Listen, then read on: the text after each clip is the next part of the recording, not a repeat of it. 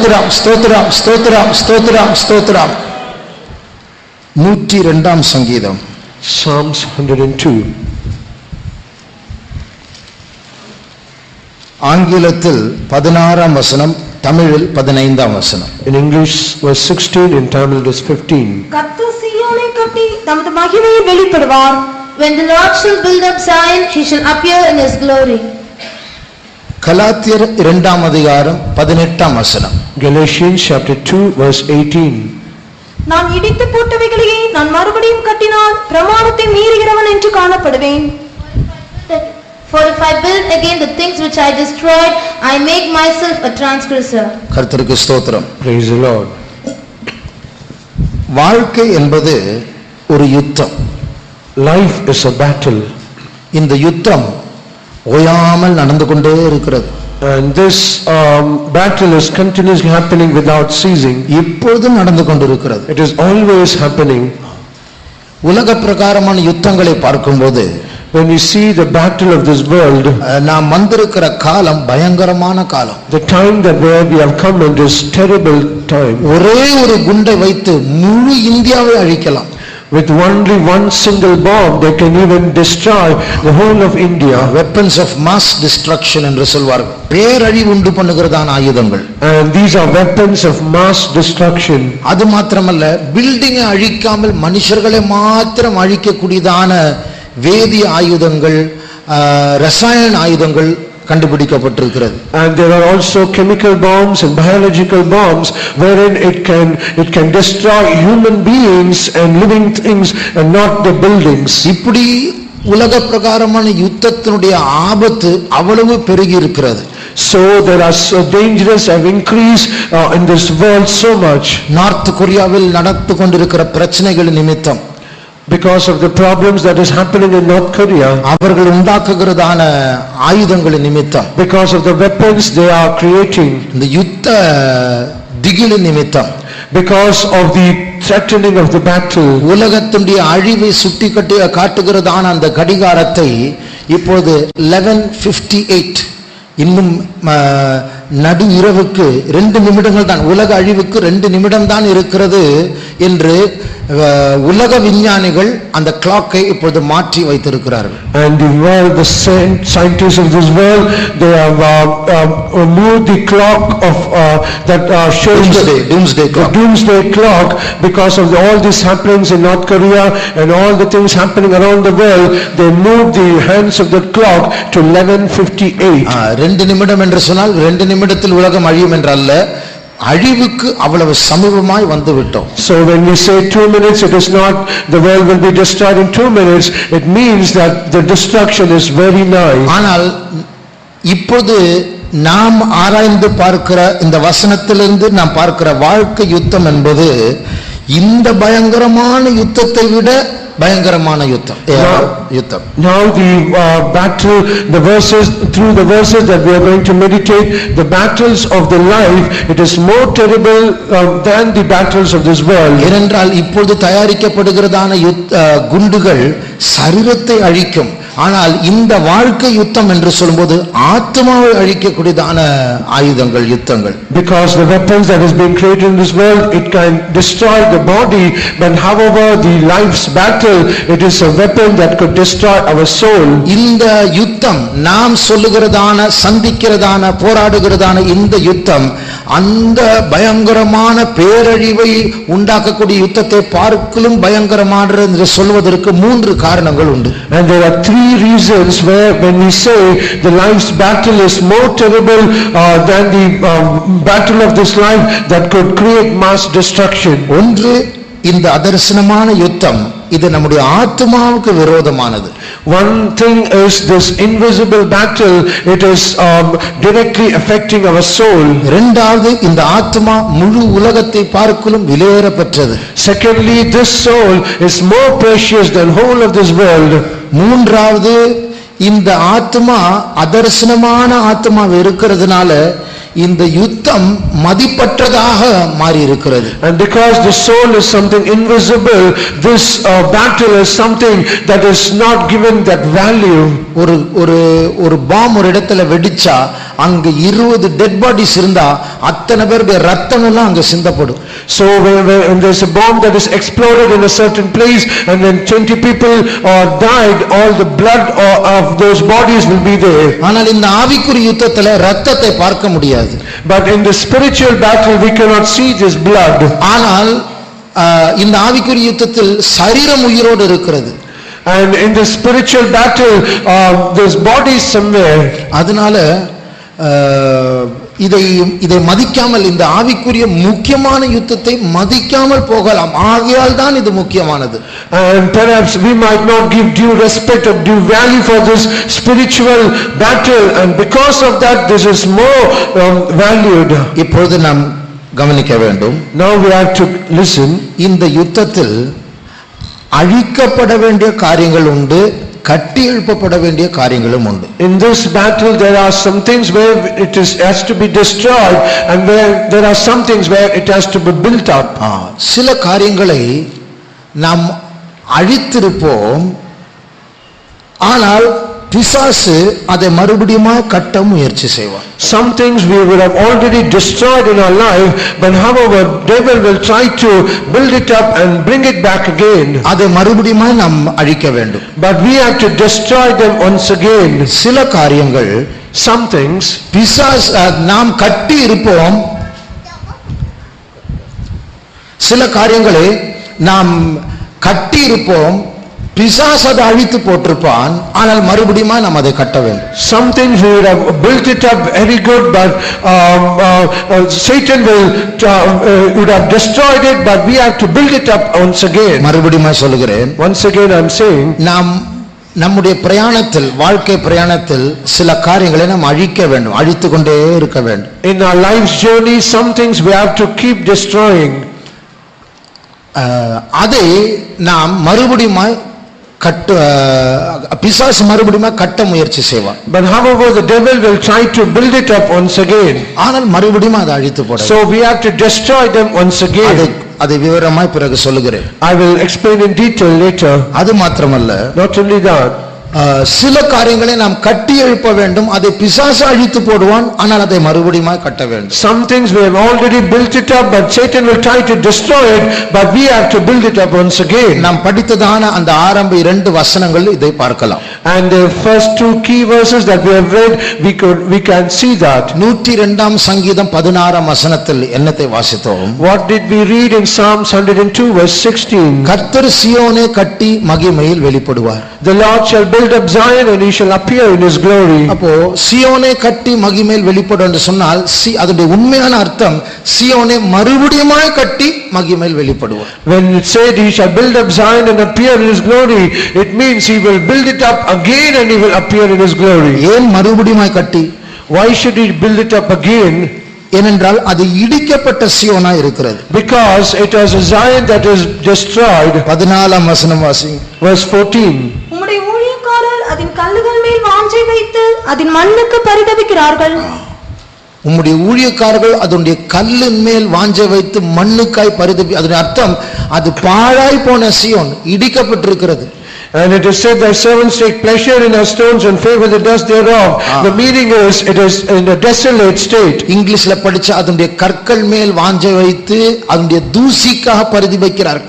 அது கட்டும்படியா வைக்கப்பட்ட கல்லும் செங்கல்லும் மணல் அல்ல, இடிக்கப்பட்ட சீயோன் அது. In English it is said take pleasure in the stones and favor the dust. It is already that is being destroyed and it is dust. அப்போ யாரோ ஒரு சத்துருக்கள், சில சத்துருக்கள் சீயோனுடைய அரண்மனைகளையும் மாளிகைகளையும் இடித்திருக்கிறார்கள். அந்த இடிக்கப்பட்ட சீயோனின் மேல் அதன் ஊழியக்காரர்கள் பரிதபிக்கிறார்கள், வாஞ்ச வைக்கிறார்கள். அந்த சீயோனை கர்த்தர் மறுபடியும் கட்டி மகிமையில் வெளிப்படுவார். It means some of the enemies, they have destroyed the palaces and the towers of Zion, and it has become dust and stone, and for that some servants of God, they are taking pleasure in the stones and favor the dust, and God is going to rebuild that Zion. இந்த சீயோன் என்று சொல்லும்போது அது வெறும் ஊழியக்காரர்கள் மாத்திரமல்ல, அது முழு நாட்டையும் முழு சபையும் காட்டுகிறது. When we say Zion, it is not only the servants of God, it also speaks about the whole church. சில நேரத்தில் யுத்தம் நடக்கும்போது Sometimes during the days of battle, இல்லை என்றால் மற்ற நாடுகளோடு பேச்சுவார்த்தைகள் நடக்கும்போது, or rather if there are any conversations between the other countries, Delhi தீர்மானித்திருக்கிறது என்று சொன்னால் அது முழு இந்தியா தீர்மானத்தை காட்டுகிறது. when they say it was decided by Delhi, it means on the behalf of India it has been decided. வெள்ளை மாளிகை தீர்மானித்திருக்கிறது என்று சொன்னால் முழு அமெரிக்காவின் தீர்மானமா இருக்கிறது. So when it has been decided by the White House in America, it means on the behalf of America it was been decided. அதுபோல Zion என்று சொல்லும்போது சில நேரங்கள் அது முழு பரலோகத்தை புதிய எருசலேமை காட்டுகிறது. So also when we say Zion, sometimes it speaks about the whole church. அது மாத்திரமல்ல, not only that, கலாத்தியர் 2:18 நாம் வாசித்த 2 வரும்போது, when we come to the second verse that we read, Galatians chapter 2 verse 18, மறுபடியும் வாசிங்க. நான் இடித்து போட்டவைகளையே நான் மறுபடியும் கட்டினால் பிரமாணத்தை மீறுகிறவன் என்று காணப்படுவேன். பரிசுத்த பவுல் சில காரியங்களை இடித்து போட்டார், அதை மறுபடியும் கட்டக்கூடாது, அப்படி கட்டினால் அது தவறு, அது மீறுதல் என்று சொல்லுகிறார். And he says St. Paul has destroyed something, and if at all I try to build it up again, it means I am a transgressor to that. இந்த பரிசுத்த பவுல் சில வித்தியாசமான புரட்சிகளை செய்தார். And St. Paul did some certain reformations. அப்போ அதில் ஒன்றுதான் விருத்த சேதனம் தேவையில்லை. And one among that is they do not need circumcision. அப்போ விருத்த சேதனம் தேவையில்லை என்று சொல்லும்போது யூதர்களுக்கு அது ஒரு பெரிய ஒரு முரண்பாடான ஒரு வார்த்தை. ஏனென்றால் தேவன் யூதர்களுக்கு அது ஒரு நித்திய கட்டளையை கொடுத்திருந்தார். And when it is said there is no need for circumcision, for the Jews it is something contrary, because God has given that as an eternal commandment. அப்படி இருக்கும்போது சில யூதர்கள் இந்த உபதேசத்தை எதிர்க்க, அது எப்படி தேவையில்லை என்று சொல்லலாம், அது தேவன் யெகோவா கட்டளையிட்டார். And if that be so, how can you say that it is not needed? Then it means you are just resisting Jehovah God. அதனாலே பரிசுத்த பவுல் சொன்னார், விருத்த சேதனம் உள்ளவர்கள் விருத்த சேதனம் இல்லாதவர்கள் இப்படிப்பட்ட வித்தியாசம் கிறிஸ்துவுக்குள் இல்லை, இரண்டும் ஒன்றுதான் என்று சொன்னார். And for that reason St. Paul said, in Christ there is no circumcision, there is no uncircumcision. நம்முடைய இருதயத்தின் விருத்த சேதனம் தான் உண்மையான விருத்த சேதனம். அப்படி இருதயத்தின் நுனித்தோல் வெட்டப்பட்டவர்கள் தான் உண்மையான யூதன் என்று ரோமரில் பரிசுத்த பவுல் விளக்கி சொல்லுகிறார். And circumcision of the heart is true circumcision. If the first skin of a heart is removed, that is a true Jew according to Romans. அதனால அந்த வீண் சடங்கை பரிசுத்த பவுல் அழித்து போட்டார். So St. Paul destroyed that vain tradition. ஆனால் இந்த கலாத்தியர் சபையார் மத்தியில் சில யூதர்கள் வந்து மறுபடியுமாய் இதை கண்டிப்பா விருத்த சேதனம் அவசியம் என்று சொல்ல ஆரம்பித்தார்கள். But however the Galatian church, some of the Jews, they came once again and said, we need to bring up this circumcision once again. இதை பற்றி தான் பரிசுத்த பவுல் 1 கலாத்தியரில் சொல்லுகிறார், நாங்கள் சொல்லுகிற பிரசங்கத்தை தவிர, சுவிசேஷத்தை தவிர வேற யாராவது வேறொரு பிரசங்கத்தை கொண்டு வந்தால் அவன் சபிக்கப்பட்டவன். That is what St. Paul says in chapter 1. If anyone preaches a gospel that is outside, apart from the gospel that we have preached, let him be accursed. இதெல்லாம் 1 வாசிக்கிறோம். And all these things we read in chapter 1.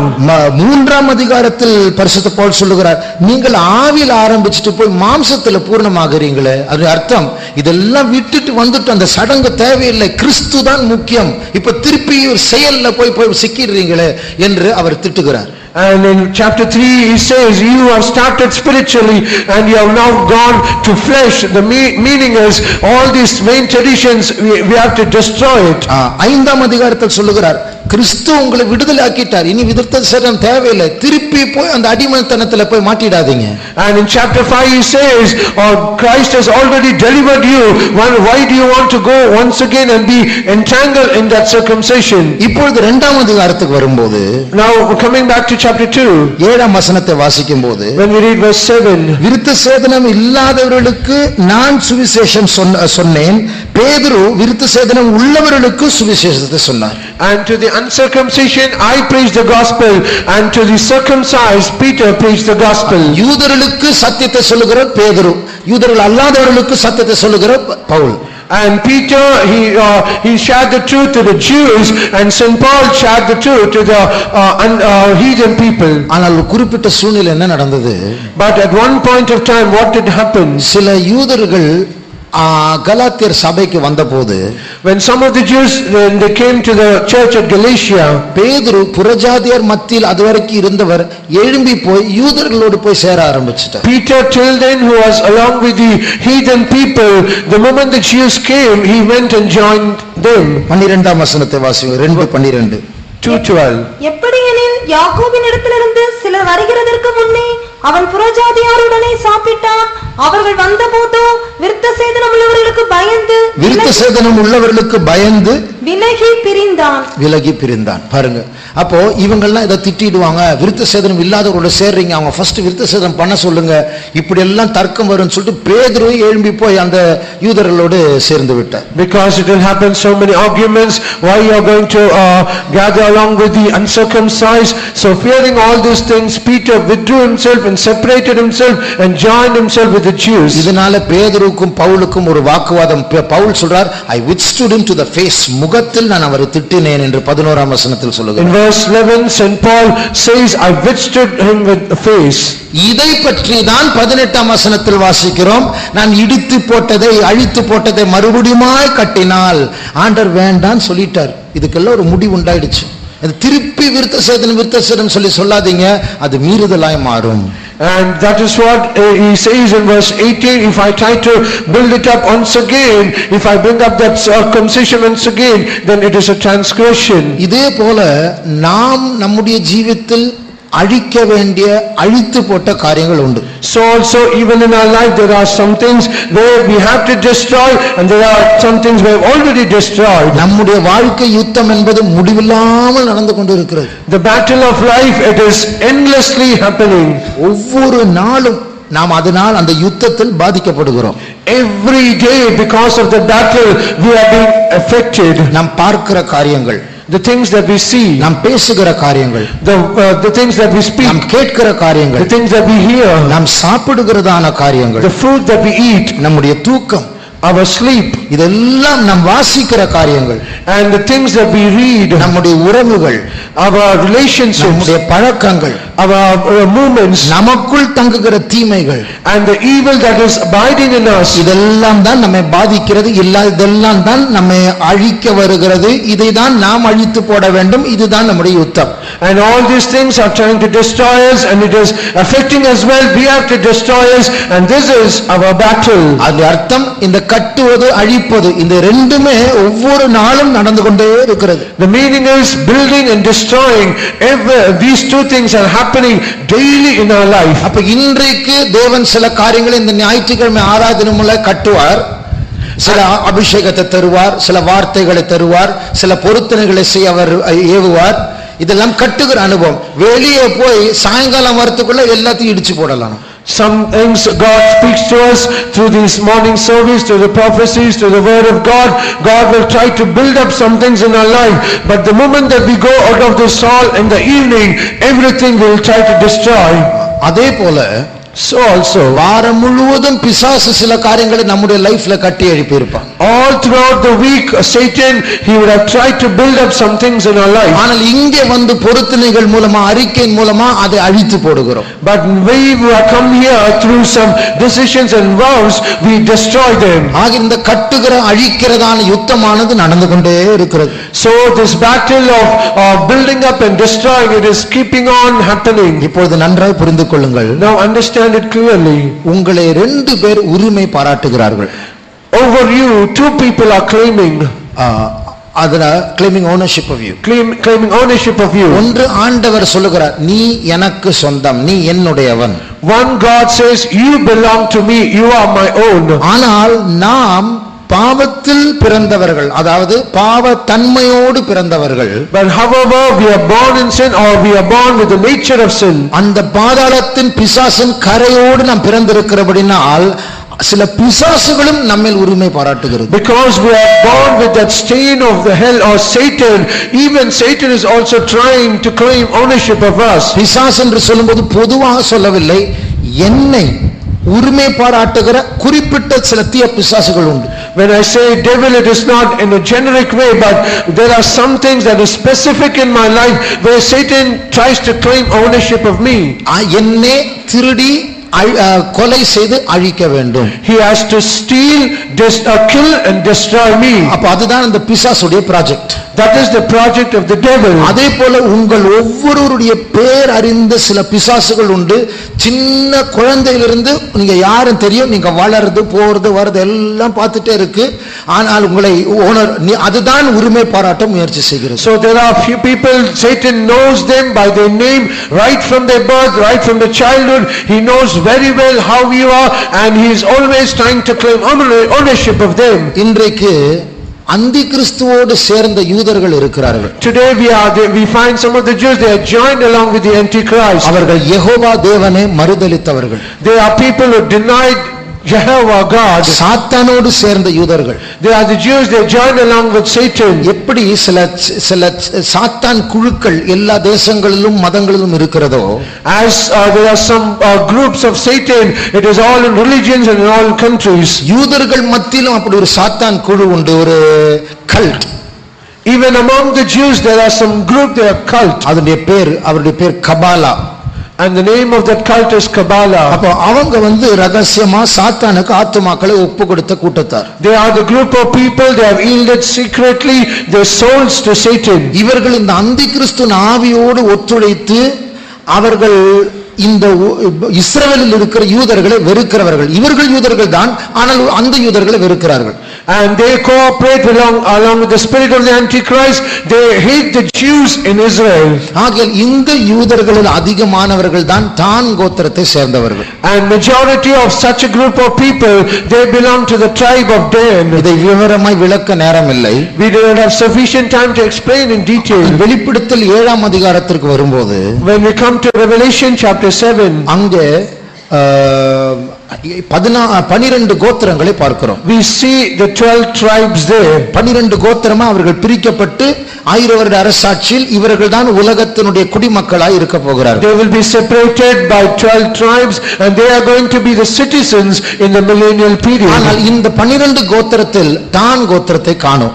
But out of these 12 tribes we could not find the tribe of Dan. காரணம் இந்த தான் கோத்திரமாக அந்தி கிறிஸ்துவோடு சேர்ந்து அழிக்கப்பட போகிறார்கள். Because this tribe of Dan, it is going to be destroyed along with the Antichrist. ஆகையால் யூதர்கள் மத்தியிலும் சிலர் இஸ்ரவேலை வெறுத்து இஸ்ரவேலை ஆளுகை செய்ய வேண்டும், மற்ற இஸ்ரவேலை கொலை செய்ய வேண்டும் என்ற வெறியோடு கிரியை செய்கிறவர்கள் இருக்கிறார்கள். And they also try, so that among the Israelites, the Jews itself, there are some people who hate the Israelites and they are going to try and kill the Israelites. இவர்களோடு கூட சில non-Jews, யூதர்கள் அல்லாதவர்களும் சேர்ந்து அந்தி கிறிஸ்துவோடும் சேர்ந்து இஸ்ரவேலை எப்படியாவது கைப்பற்ற வேண்டும் என்று முயற்சி செய்கிறார்கள். And along with them there are some non-Jews, they are going to join along with the Antichrist and they are trying to somehow capture Israel and destroy Israel. நான் ஏற்கனவே அடிக்கடி சொல்லுகிற காரியம், இஸ்ரவேல் என்று சொன்னால் அது ஒரு கிளாக், அது ஒரு கடிகாரம், சபையை நடக்க போகிறவைகளை சுட்டி காட்டுகிற கடிகாரம். The thing that I often used to say is, when we say Israel, it is a clock that reveals or compares to the church, the state of the church. அதனால அந்த இஸ்ரவேலை படிக்கும்போது நமக்கு என்ன நடக்க போகிறது என்று நாம் படிக்கலாம். So when we see the happenings that is happening in Israel, we can learn what is going to happen to the church. அப்போ இஸ்ரவேலை உலகம் வெறுக்கிறது, and the world is hating Israel. இஸ்ரவேல் இது இந்த ஊர் எங்களுக்கு சொந்தம் என்று சாத்தான் உரிமை பாராட்டுகிறான். Satan is also trying to claim ownership. This city belongs to me. அதே போல தனிப்பட்ட விதத்திலும் சபையாகவும் நம்மேல் உரிமை பாராட்ட முயற்சி செய்கிற சில சத்துருக்கள் உண்டு. So also personally there are some enemies, they are trying to claim ownership of us. அப்போ இதை எதிர்க்க அழிக்க இடிக்க நாம் ஒன்றா இருக்க வேண்டும். So we should be one accord, united to resist, destroy and kill it. இன்றைக்கு இஸ்ரவேல் ஒரு சின்ன நாடு தான். Today we find Israel is a very small country. அவங்களை சுற்றி இருக்கிற நாடுகளில் எப்படியாவது அவங்களை அழிக்கணும்னு ரொம்ப தீவிரமா இருக்கிறாங்க. The countries around Israel, they are very vehement somehow to destroy the land of Israel. இப்படிப்பட்ட நேரத்தில் இஸ்ரவேல் ஜனங்கள் அவர்களுக்குள் ஒற்றுமையை காப்பது எவ்வளவு முக்கியம். If that be so, at such a time as this, how important it is for Israel to be united among themselves. அதே போல நம்மேல் உரிமை பாராட்ட முயற்சி செய்கிற சத்துருக்கள் எத்தனையோ நம்மை சூழ்ந்திருக்கும் போது நாம் ஒன்றாய் இருந்து யுத்தம் செய்வது, கட்டுவது, அழிப்பது எவ்வளவு முக்கியம். If that be so, as one church, when there's so many spirits that is working against us to destroy us, how important it is that we be with one accord so that we might build and destroy. உங்களில் சிலருக்கு ஏற்கனவே தெரியும், Switzerland தேசத்தில் ஒரு பெரிய அணு ஆராய்ச்சி மையம் உண்டு, CERN, CERN. And we all know very well about the atomic research center in Switzerland called CERN. அங்கே ஒரு 12 அடி உயரத்தில் உள்ள ஒரு சிலை இருக்கிறது, டான்சிங் சிவா, சிவனுடைய நடராஜ சிலை. And in that CERN there is a 12-foot statue called the statue of Shiva. ஏன் அந்த சிலை சுவிட்சர்லாந்து தேசத்தில் அந்த அணு ஆராய்ச்சி மையத்தில் அதை ஏன் வைக்க வேண்டும்? Why should such a statue should be in a atomic research center? அந்த சிவன் என்கிறதான தேவன் அழிக்கிறவர். And because this Lord Shiva is the Lord who will destroy. அவர் எல்லாவற்றையும் அழித்து மறுபடியுமாய் சிருஷ்டிக்கிறவராம். He is the Lord who will destroy everything and he will recreate everything. இன்றைக்கு இந்த உலகத்தின் தீய சக்திகள் தேவனால் படைக்கப்பட்ட உண்டாக்கப்பட்ட எல்லாவற்றையும் அழித்து தன் நிச்சயின்படி மறுபடியும் ஒரு புதிய உலகத்தை அமைக்க வேண்டும் என்று திட்டமிடுகிறது.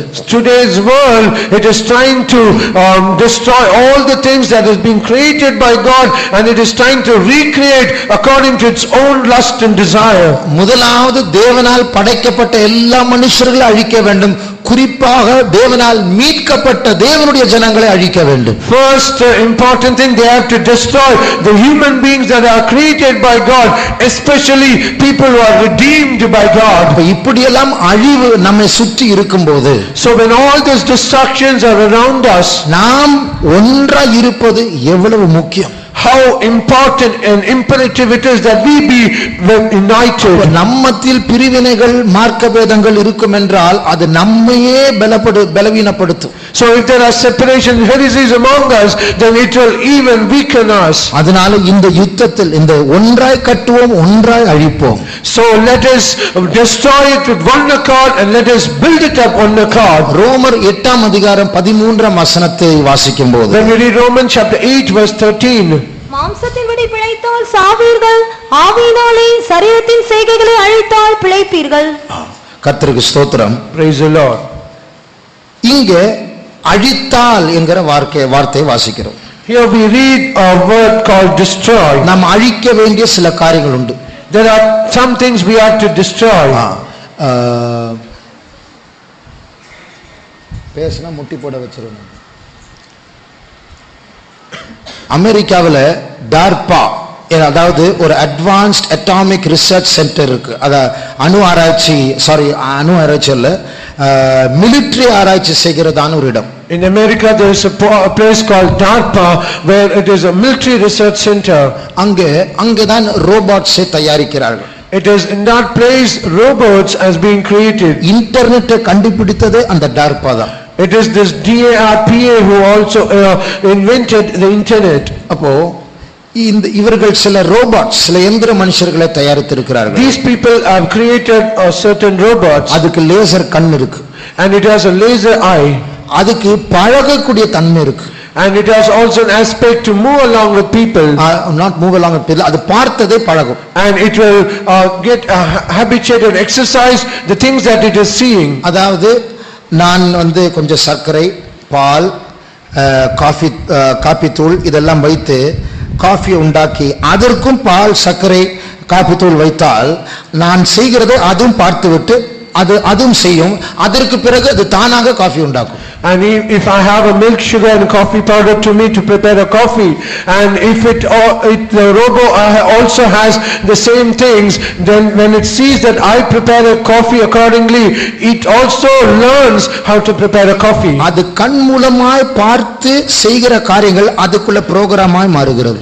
And the things that it sees through that laser eye, and it comes to it, and it is being programmed in it. இது போல நம்முடைய சரீரம் பழகுகிறதான சில காரியங்கள் உண்டு. So there are some things in our bodies where we also do it. இப்ப driving படிக்கும்போது, so when we learn driving, ஆரம்பத்துல பிரேக் எங்க, கிளட்ச் எங்க, ஆக்சிலரேட்டர் எங்க, கியர் எங்க அந்த தேடி தடவிட்டு இருப்போம்.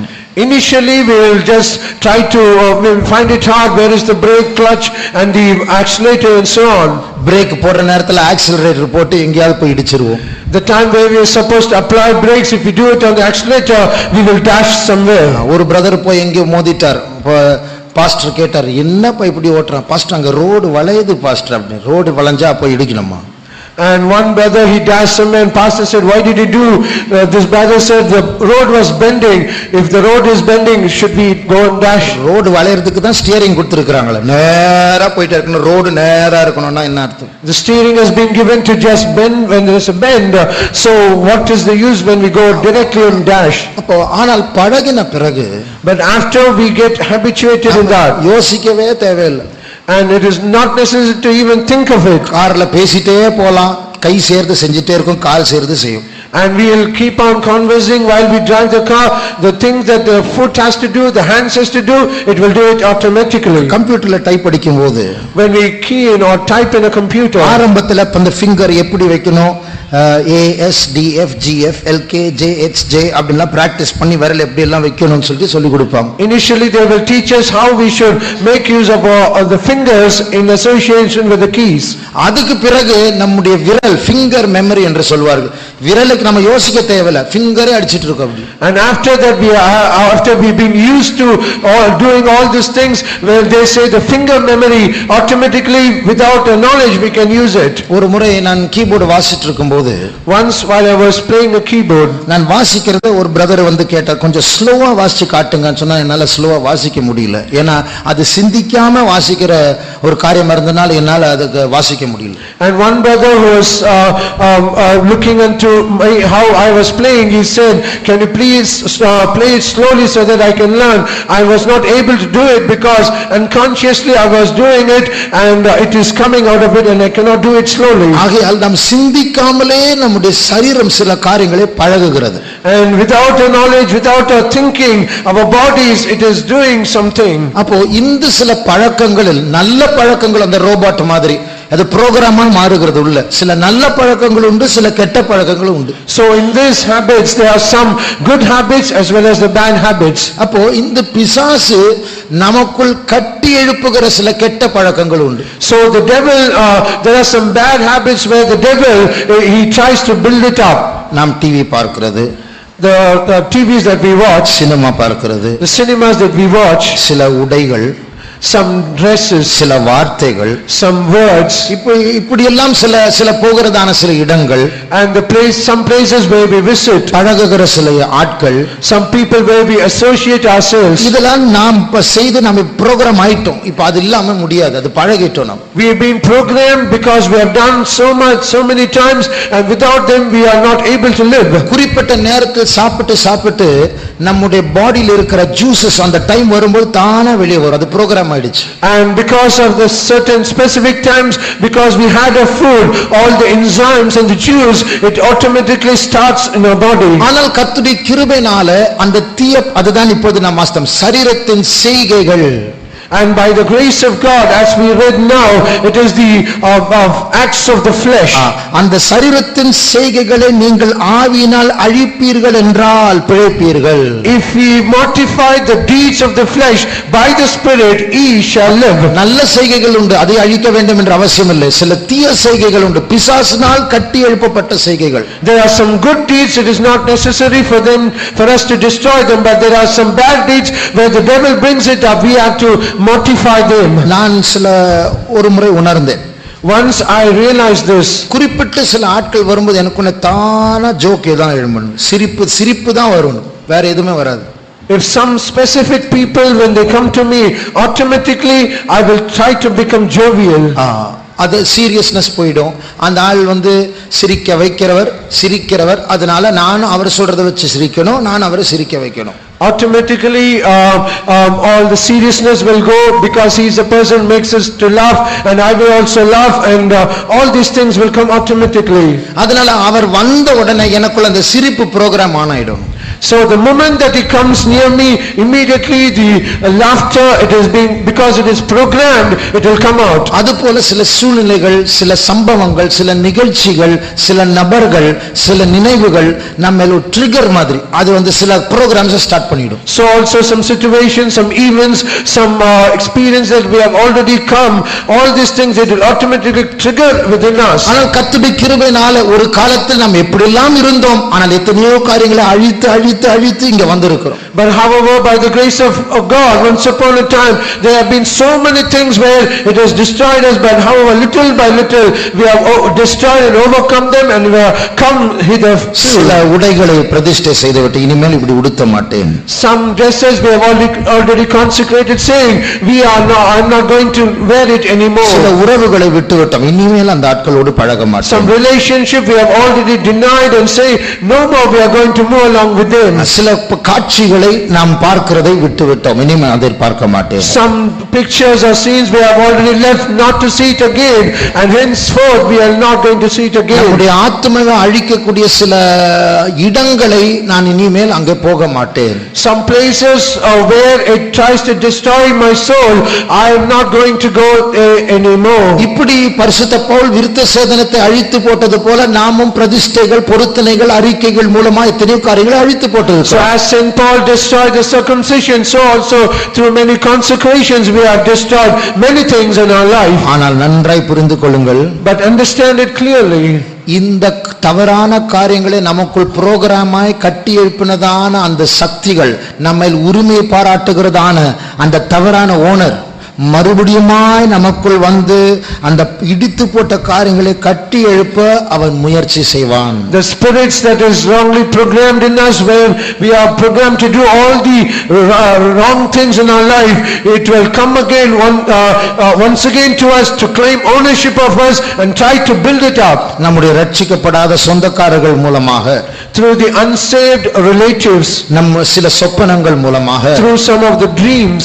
நாம் சில ஆட்களை பார்க்கும்போது நம் எகிப்தில் இருக்கும்போது நம்முடைய பழைய வாழ்க்கையிலுடைய சிலருடைய அந்த உறவுகள், பழக்கங்கள், அந்த ஞாபகம் வரும், அது ட்ரிகர் பண்ணும் அந்த பழைய நினைவுகளை. And when we see some people, it will trigger some of the remembrances of such people when we were in Egypt, when we were not saved. All these things will come into our mind. நாம் இடித்து போட்ட சில காரியங்களை மறுபடியுமாய் கட்டி எழுப்பக்கூடியதான சில அழைப்புகள் நமக்கு கிடைக்கும். And there will be some invitations that will come to us where it will try to build us all those things that we have already destroyed. சாத்தான் இப்படிப்பட்ட சில காரியங்கள் மூலமாக இடித்து போட்ட காரியங்களை மறுபடியுமாய் கட்டி எழுப்ப முயற்சி செய்வான்.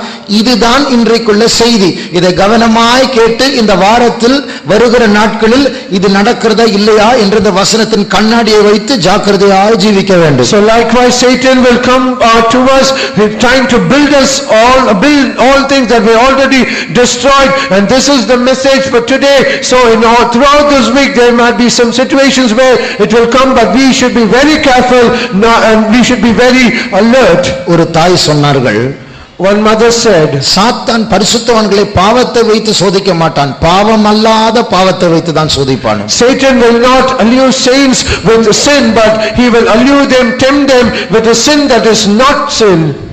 ஆதியாகமம் 4ஆம் அதிகாரம் 7ஆம் வசனத்தை வாசிப்போம். When we read Genesis chapter 4:7,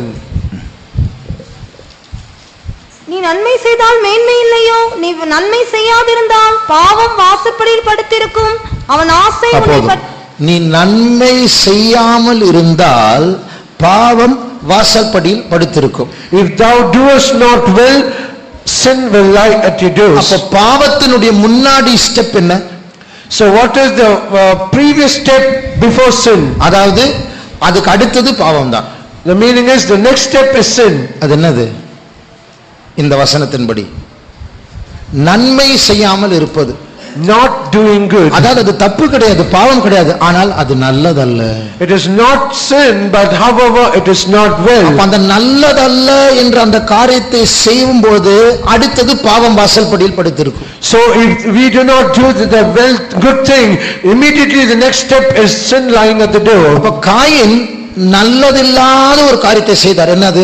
அரைகுறையாக அரை மனதோடு ஆண்டவருக்கு பலி செலுத்துகிறார். Cain did the thing that is not he did the thing that is good.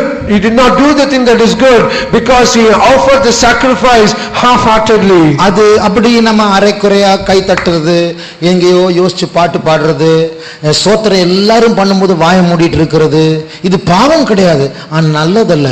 அடுத்தது பாவம் வரும்.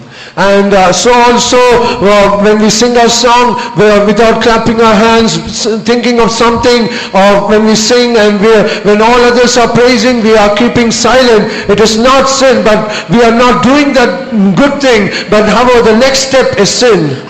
ஆபீஸுக்கு போகும்போது, ஸ்கூலுக்கு போகும்போது, காலேஜுக்கு போகும்போது நம்ம கரெக்ட் டைமுக்கு போகணும், இல்லைன்னா விசாரணை நடக்கும், மெமோ கொடுப்பாங்க, அப்படிலாம் சட்டங்கள் இருக்கு. ஆனா சர்ச்சுக்கு வரும்போது அப்படி எந்த சட்டமும் இல்லை, எப்ப வேணாலும் வரலாம், நடுவில் எழும்பியும் போகலாம், யாரும் கேட்க மாட்டாங்க.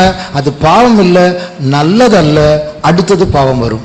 And so when we go to our workplaces or places of education, if we do not go at the right time, there will be an inquiry and we'll be given a memo.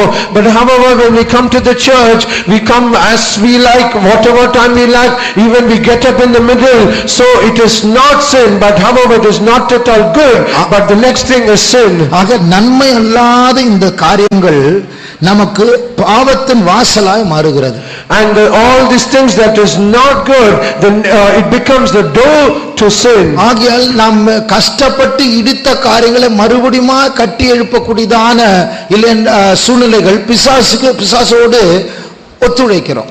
Or in other words, we are just cooperating with Satan, where he tries to build up all those things that we have already destroyed. ஆகையால் இந்த இடித்த காரியங்களை பிசாசு மறுபடியும் கட்டி எழுப்ப முயற்சி செய்யும்போது மறுபடியும் இடிக்கக்கூடியவர்களாய் மாறணும்.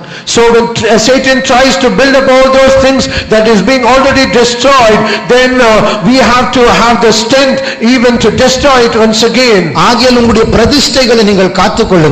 So keep your consecration. உங்களுடைய வேறுபாட்டின் ஜீவியத்தை ஜாக்கிரதையாக காத்துக்கொள்ளுங்கள். Keep your life of separation with all diligence. இல்லை என்றால் இடிக்கப்பட்ட காரியங்களை இந்த வாசல்கள் வழியா மறுபடியும் பிசாசு கட்டி எழுப்ப வருவான். Or if that is not so, Satan will come to you through these doors so that he might build up all those things that we have already destroyed. இந்த காரியத்தில் நம்முடைய மாம்சத்தின் செய்கைகளை அழிக்காமல் ஒத்துழைத்தால் இடித்தவைகளை மறுபடியும் கட்டுகிறோம், மீறுதல் செய்கிறோம். In these things, if we do not destroy, mortify the deeds of the flesh, then we are become the doors where it is being built that is being already destroyed. தனிப்பட்ட ஜீவியத்துல நமக்குள்ள இருக்க அந்த தவறான ப்ரோகிராம்ஸ், மாம்சத்தின் பழக்கங்களை நாம் அழிக்க வேண்டும். In our personal life, all the wrong programs and all wrong habits, we have to destroy it. அதாவது சில நேரத்துல தானா நம்முடைய கை மொபைல் போன் கிட்ட போ, நம்ம ஒண்ணுமே யோசிக்கும், அதுல ஒண்ணும் இருக்காது, ஆனா தானா போயிடும், தானா நோண்டும், அதுல ஒண்ணுமே இருக்காது, ஆனாலும் நம்முடைய கை அதுல போய் பழகிடுச்சு. Sometimes automatically our hands will move towards the mobile phone. We will not even try to do it, but it will automatically go and it will all do find it all the things in the mobile. அப்ப அந்த தவறான programs எல்லாம் நாம் அழிக்க வேண்டும். So we have to destroy all those wrong programs. ஏற்கனவே கஷ்டப்பட்டு அழித்த காரியங்கள் மறுபடியும் எழும்பாதபடிக்கு நம்முடைய லைஃபை மெயின்டைன் பண்ண வேண்டும். We have to maintain our life so that we might destroy all those things and which is trying to come out or trying to build it up. அது மாத்திரமல்ல, not only that, இது கலாத்தியர் 2ஆம் அதிகாரம் 18ஆம் வசனத்தில் படித்ததான பாடம். This is the lesson that we learned in Galatians chapter 2 verse 18. ஆனால் 102ஆம் சங்கீதம் 15ஆம் வசனத்தின்படி, but however in Psalms 102 verse 15 and 16, பாழாய் போன சீயோனை கர்த்தர் மறுபடியுமாய் கட்டி மகிமையில் வெளிப்படுவார்.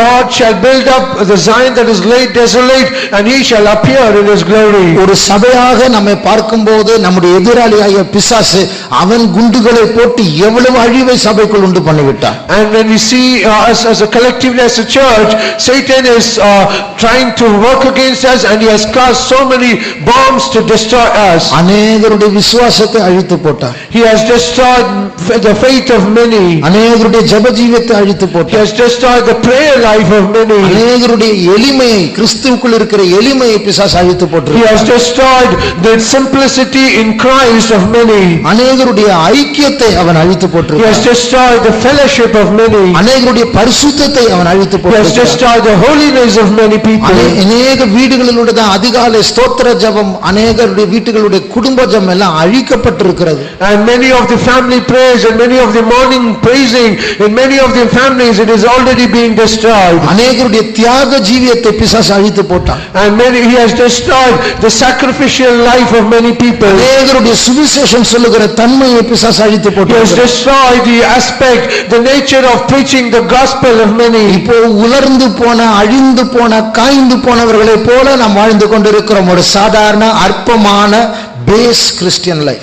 And we are living as a life, as a base Christian life, dried and separated, and it is being in a desolate state. அப்ப இந்த இடிக்கப்பட்ட சீயோனை மறுபடியும் கட்டுகிறதான தொழிலில் நாம் எல்லாரும் சேர்ந்து கை கொடுத்து ஈடுபட வேண்டும். So we all should cooperate in the business of building up the Zion that is life that is destroyed. ஒன்றாய் உபவாசம் எடுக்க வேண்டும். We have to take fasting in one accord. ஒன்றாய் ஜெபிக்க வேண்டும். We have to pray with unitedly. ஒன்றாய் அழ வேண்டும். We have to cry with one accord. ஒன்றாய் விழித்திருக்க வேண்டும். We have to keep awake on accord. அந்த கிருபையினால போன வெள்ளிக்கிழமை நடந்ததான அந்த முழு இரவு ஜெபத்துல எத்தனையோ பேர் முழு இரவும் காத்திருந்தது எனக்கு ரொம்ப சந்தோஷம். ஆண்டவருக்கு ரொம்ப சந்தோஷம். By the grace of God, in the last Fridays all night prayer, many people we have waited on the Lord all throughout the night, united.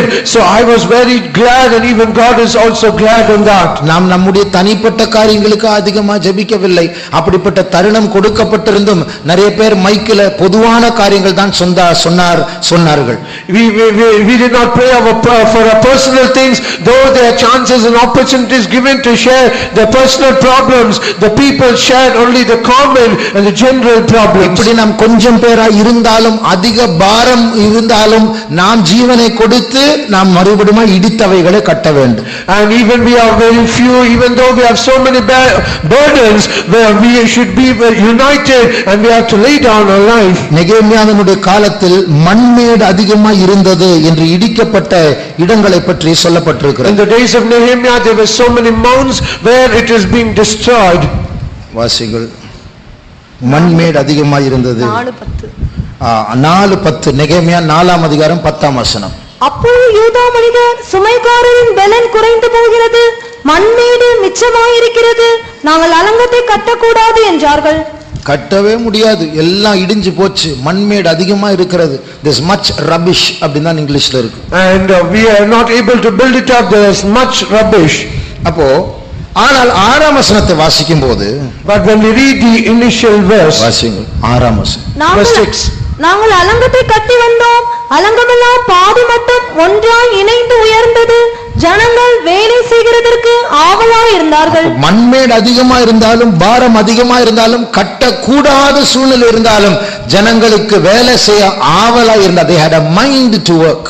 And there are so many rubbish and the people are not able to build it up, but however the people had mind to build it. அதுபோல நாம் எல்லாரும் சேர்ந்து இடிக்கப்பட்டதான ஆலயத்தை, தேவனுடைய சபையை மறுபடியும் கட்டுவோமாக. So let us all join together and let us all build the church that is destroyed. அநேகருக்கு கர்த்தர் இப்படிப்பட்ட ஆவிக்குரிய பாரங்களை தந்திருப்பதில் கர்த்தர் மகிழ்ச்சியா இருக்கிறார். God is so much glad that many people have such a burden, the spiritual burden in their heart. நம்முடைய சத்ரு இடித்த எல்லா காரியங்களையும் மறுபடியும் கர்த்தர் கட்ட மனதா இருக்கிறார். அவரோடு சேர்ந்து வேலை செய்ய ஆட்கள் வேண்டும். The Lord is mindful to build all the things that the enemy has already destroyed. Let us all cooperate with God to build it up again. சில வருடங்களுக்கு முன்பாக தாஜ் கோரமண்டல் மும்பையில் சில தீவிரவாதிகள் பாம் வைத்து அதை சேதப்படுத்தினார்கள். Few years ago the terrorists, they destroyed many of the building of the Taj Coromandel. அப்பொழுது அதனுடைய ஓனர் டாடா அவர்கள் சொன்னார், and on that day the owner of the building Tata said, இதை நான் மறுபடியும் கட்ட போகிறது மாத்திரமல்ல, ஆரம்பத்தில் அது எப்படி இருந்ததோ அதே மகிமை நான் கொண்டு வருவேன் என்று சொன்னார். Not only I'm going to rebuild it again, but I'm going to bring it back to the initial, the former glory it had. அதே போல நம்முடைய ஆண்டவர் தீர்மானித்திருக்கிறார். So also our God has also decided in the same way. இடிந்து போன சீயோனை கர்த்தர் மறுபடியும் கட்டுவார். He is going to build up the Zion that is destroyed. நாம் புலம்பலில் வாசிக்கிறோம், சீயோன் பாழாய் இருக்கிறதுனால் நரிகள் ஓடிக்கொண்டிருக்கிறது. In book of Lamentations we read, because Zion is laid desolate, the fox is running inside. சீயோன் விசாரிப்பற்ற சீயோன், யாருக்குமே இன்ட்ரெஸ்ட் இல்ல சீயோன் மேல. And it is an uninquired Zion where no one is inquiring about it. அதிகமாய் தாக்கப்படுகிற சீயோன். It is a Zion that is being attacked more. உண்மையாகவே எத்தனை குற்றங்கள் உள்ள சீயோன். And truly there are so many faults which are in the Zion. ஆனால் இந்த விசாரிப்பற்ற சீயோனை கர்த்தர் சர்வபூமியின் மகிழ்ச்சியாய் மாற்ற போகிறார். But however God is going to make this Zion that is not inquired as a joy of the whole world. அதனுடைய நித்திய கீர்த்தி உள்ள இடமாய் கர்த்தர் மாற்ற போகிறார். He is going to make it as a place of eternal praise. அதனால அந்த காரியத்தில் ஒத்துழைக்கிறவர்கள், வெளிப்பாடு உள்ளவர்கள் தேவையாயிருக்கிறார்கள். So we need people who would like to cooperate and who would like to join along with us. ஆகையால் இந்த காரியத்துக்காக நம்முடைய சண்டே ஸ்கூல் பிள்ளைகள் எல்லாம் ஸ்தோத்திரம் பண்ண போகிறார்கள். So for this particular thing all the Sunday school children are going to praise. எல்லா சண்டே ஸ்கூல் பிள்ளைகள் கண்ணை மூடுங்க. All the Sunday school children close their eyes. நாம் எல்லாரும் அவர்களோடு சேர்ந்து நாமும் பிள்ளைகளை போல தாழ்த்தி நாம் ஸ்தோத்திரம் பண்ண போகிறோம். We are also going to join along with them, humbling ourselves as little children, and we are going to offer praises unto God. ரெண்டு காரியங்களுக்காக ஸ்தோத்திரம் பண்ண போகிறோம். We are going to offer praises for two things. ஒன்று, ஏற்கனவே இடித்த காரியங்கள், நாம் வேண்டாம் என்று தள்ளி வைத்த அந்த காரியங்களை மறுபடியும் சாத்தான் கட்ட முயற்சி செய்கிறான். அதாவது சாத்தான் என்று சொன்னால் நம்மேல் உரிமை பாராட்டுகிற அந்த பிசாசு கூட்டம். So one thing that we have already destroyed, Satan, when we Satan, it is a group of people who tries to claim ownership of us. எல்லா சண்டே ஸ்கூல் பிள்ளைங்க கண்ணை மூடுங்க. நல்ல பிள்ளைங்க, நாங்க சொல்லும் போது எல்லா கண்ணை மூடி எங்களுக்கா நீங்க ஸ்தோத்திரம் பண்ணணும். All Sunday school children close their eyes. You are good children, so when I say all these points you have to close the eyes and lift up your praises to God. எங்களுக்குள் என்னென்ன காரியங்களை பிசாசு மறுபடியும் கட்ட, அந்த அழிவுக்குரிய காரியங்களை கட்ட முயற்சி செய்கிறானோ எல்லாமே மறுபடியும் இடிக்கப்பட வேண்டும். And all the things that Satan is trying to build it up, the things that we have already destroyed, it should be destroyed once again. இங்க யாராவது விட்ட காரியங்களை மறுபடியும் ஸ்டார்ட் பண்ணி இருக்கிறீங்களா?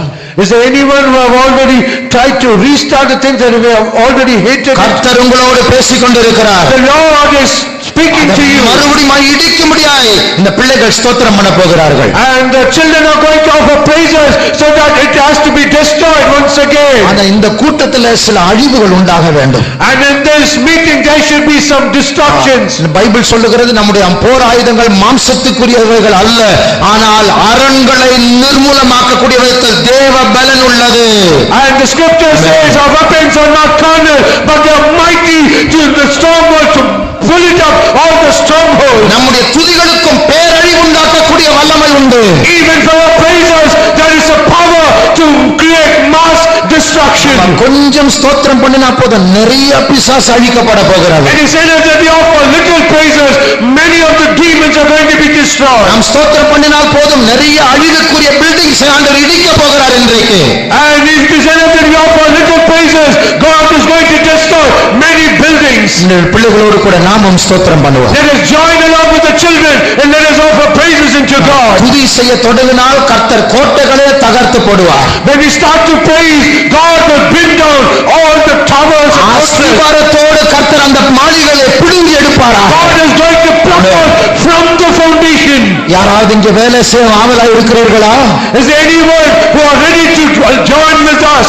மண்மேடு அதிகமா இருந்தாலும் அதை நாம் வேலை செய்ய ஆவலா இருக்கிறோமா? Though there are rubbish and mounds, are we ready to have the mind to work? அவன் சீயோனை பாழாக்குகிறானே அந்த சத்ரு, அவனுடைய கோட்டைகளை இப்பொழுது நாம் இயேசுவின் நாமத்தில் பாழாக்குவோமாக. He is the enemy that tries to make Zion as a desolate place. By the name of Jesus, let us make him a desolate place.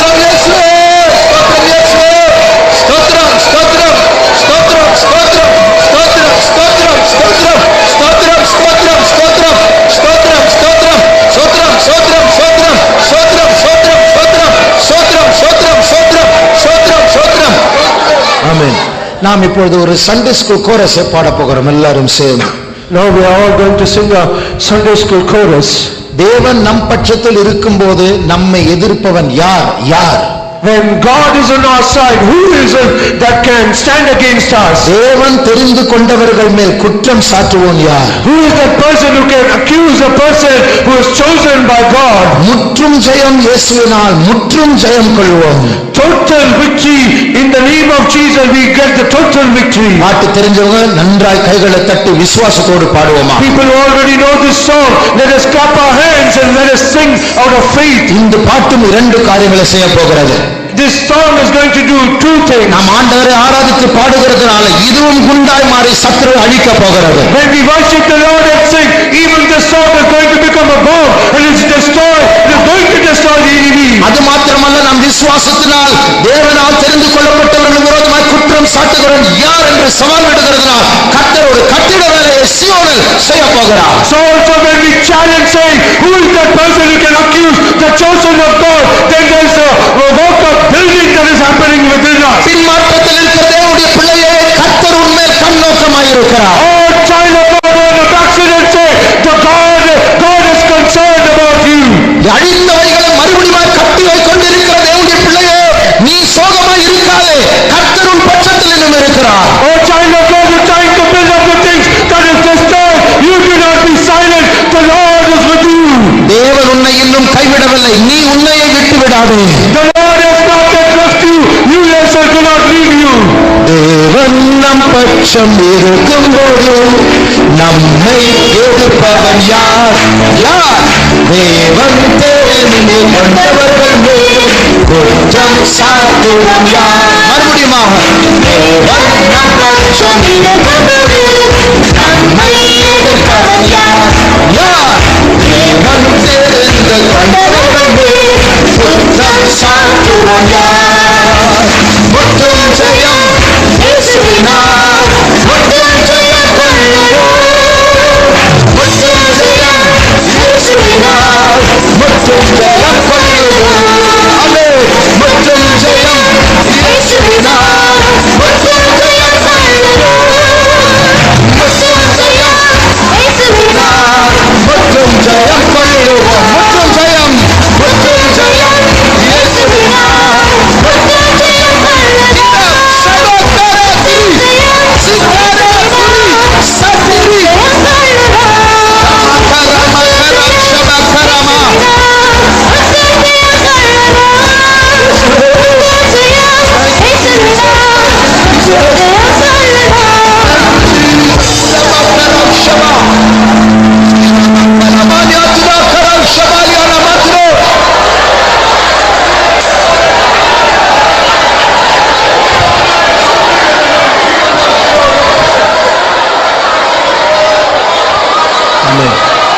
முற்றும் ஜெயம் என்று சொன்னால் என்ன அர்த்தம்?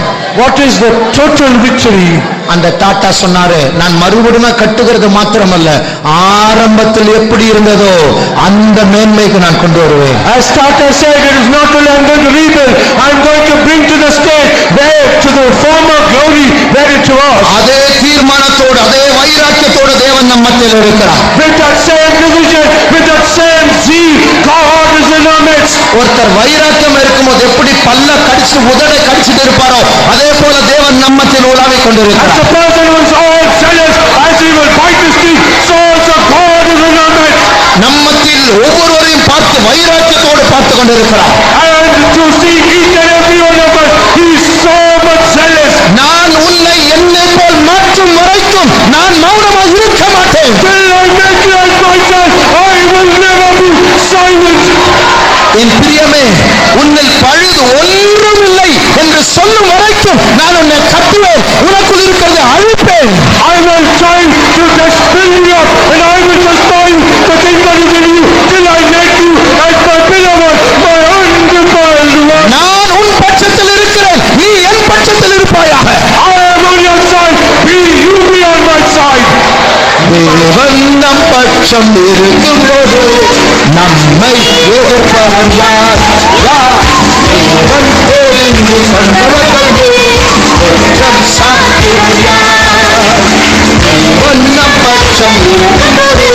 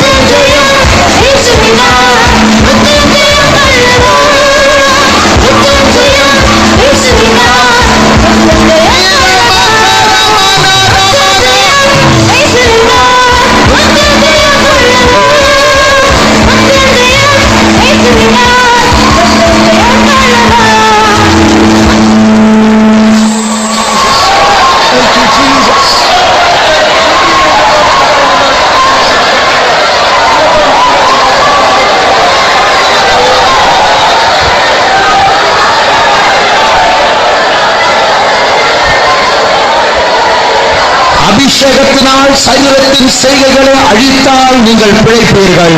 And if by the anointing, if you mortify the deeds of the flesh, you shall live. இப்போது அபிஷேகத்தில் நிரம்பி அந்நியமாக பேசும்போது சில சரீரத்தின் செய்கைகளை ஆவியானவர் அழித்துக் கொண்டிருக்கிறார். As you be in the anointing and speak in tongues, the Spirit of God is destroyed. கர்த்தருடைய கிருபையினால் இந்த வாரத்தில் நீங்கள் சாகுவதில்லை, நீங்கள் பிழைப்பீர்கள். By the grace of the Lord, you shall not know. It is with you shall live.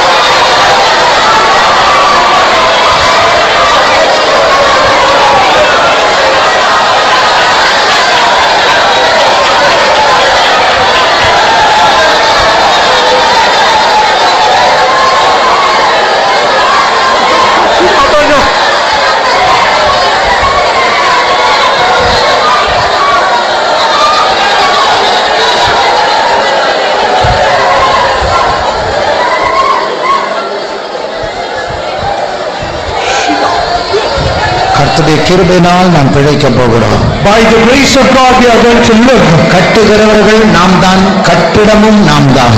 We are the builders and we are the building. நம்மோடு கூட பெரிய ராஜா இருக்கிறார். With us our great king is there. இந்த Zion இடிக்கப்பட்ட சியோனா இருந்தாலும் இந்த சியோனுக்கு ஒரு ராஜாதி ராஜா இருக்கிறார். Though the Zion is destroyed, we are the king of kings for the Zion. சர்வ வல்லமுள்ள தேவன். He is an almighty God. நாளை செய்யக்கூடாத அதிசயமான காரியம் ஒன்றுண்டோ இந்த சியோனிலிருந்து அவர் கர்ஜிக்கிறார். The Lord is roaring from Zion, saying, "Is there anything that is too hard for me?"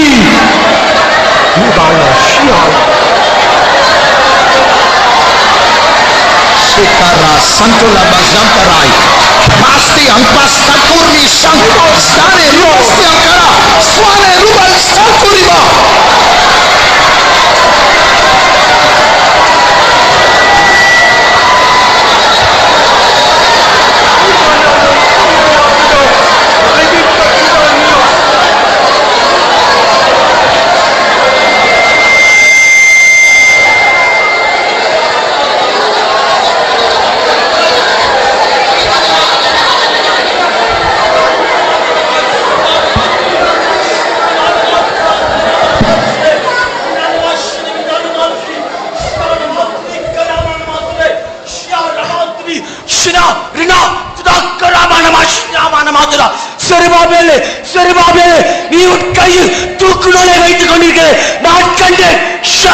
Oh Zerubbabel, I am seeing the plummet that is in your hand.